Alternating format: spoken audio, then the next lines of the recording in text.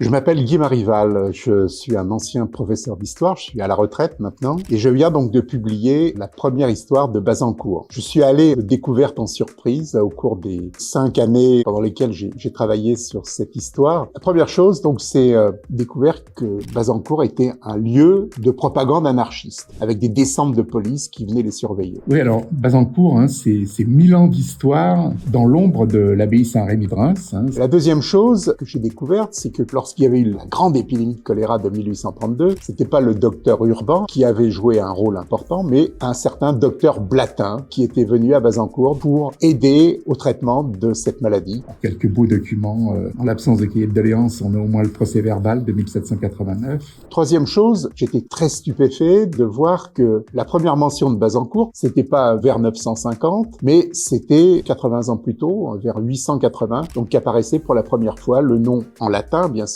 de Bazancourt, Basilicae Cortis. Grève à Bazancourt dans l'Humanité, 24 septembre 1906. Assez curieusement, ayant vécu toute mon enfance à Bazancourt, donc il y a des souvenirs qui me sont revenus, j'ai découvert que cette tradition des charivaris et des mets, ces branches d'arbres qu'on accrochait aux fenêtres des jeunes filles à marier, elle était très ancienne et qu'elle a duré jusqu'en 2008. Il y a ce document que j'aime bien, cette photo, carte photo allemande. Les Allemands donc viennent d'évacuer la population. Ils posent pour Pâques 1917. Ils ont trouvé des chapeaux, des hautes formes, et ils posent en disant « Voici la municipalité de Bazancourt ». L'histoire de la sucrerie, j'ai découvert qu'il y avait une préhistoire de la distillerie-sucrerie. Ça remontait à 1926. Ensuite, il y avait eu le plan alcool pendant la Deuxième Guerre mondiale qui avait relancé cette idée qui n'avait pas pu se réaliser. Et puis finalement, une société de distillerie qui est créée en 1944 et la première campagne seulement en 1947. Et aussi le sport. On parle de Pauline Ferrand-Prévot parce qu'elle a été dans le club créé à Bazancourt. En consultant les délibérations du conseil municipal, je suis tombé en particulier sur des délibérations dans les années